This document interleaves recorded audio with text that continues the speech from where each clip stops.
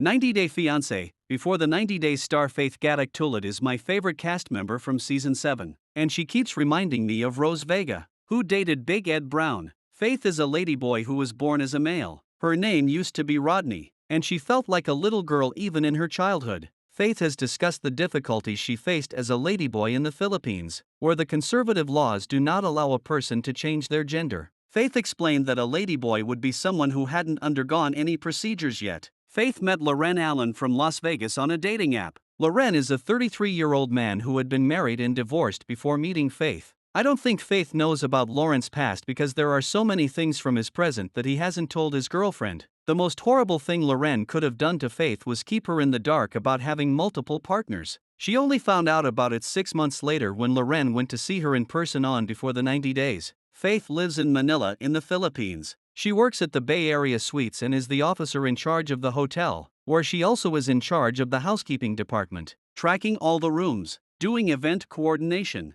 and managing maintenance and the kitchen. I remember that Rose didn't live in Manila like Faith, but in Caloocan, which is a city in Metro Manila in the Philippines. It is a large suburb in northern Metro Manila, adjacent to Manila. However, both Faith and Rose take pride in being Filipinas and are strong-willed, community-focused, and family-oriented. If Loren was financially irresponsible and broke despite working all the time and having 3 jobs, Faith managed her time and money well. I was impressed when she revealed she worked as a magician during her rest days. Faith is also a puppeteer, makeup artist, and performer by profession. Faith lives in the same hotel where she works. Not only does she have a stable job, she lives there for free and, because of that, she's able to send money back to her family. Rose was a single mom to 4-year-old Prince during her debut. Rose lived in a house with no kitchen and no toilet, and the family slept on the floor. Rose won my heart when she said that despite having a hard life she followed her mantra of be positive. Rose lives with her sister Maria in the house which had 2 rooms. It was located at the back of her sister's shop and Rose helped Maria at the shop.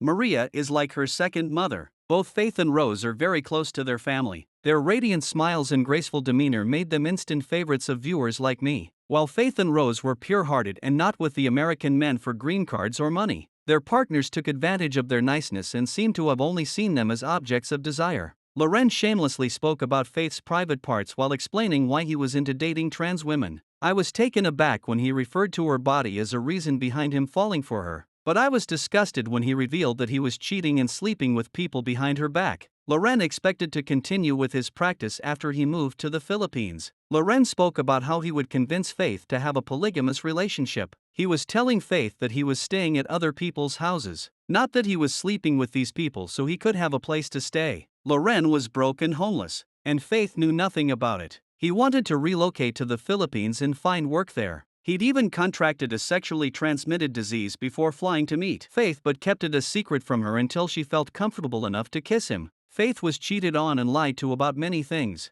Rose was in the same boat as Faith. Her boyfriend asked her to shave her legs in exchange for a kiss. Big Ed gave Rose a toothbrush and toothpaste for her bad breath, which was the symptom of an ulcer. He humiliated Rose by telling her to take an STD test. Meanwhile, Big Ed had not been honest with Rose about his height and the fact that he was not going to have kids with her because of his vasectomy plans, despite how their partners behaved with them. Rose and Loren never let the situation wipe the smile off their faces. Rose decided that enough was enough when all the offensive things Big Ed said to her about her family, her house, her sister, etc., got too much for her to bear. She received roaring applause from fans like me when she told him exactly why she was disappointed in him. She left the Palawan resort they were staying at the next morning and stopped answering his phone calls. Rose didn't want to waste her time with a person who didn't appreciate her. She had given Big Ed many chances but couldn't forgive him anymore. Faith saying these words to Loren will be music to my ears. I want to see Faith standing up to Loren instead of crying about how he broke her heart. Loren doesn't deserve a redemption arc. He had already hurt the sweet, smart, and kind-hearted Faith a lot when all she wanted was a boyfriend who could understand her and give her the love she'd yearned for 30 years. I get you, Faith. I get the pain you feel after being betrayed by Loren, but nothing will make me happier than reading about you breaking up with him.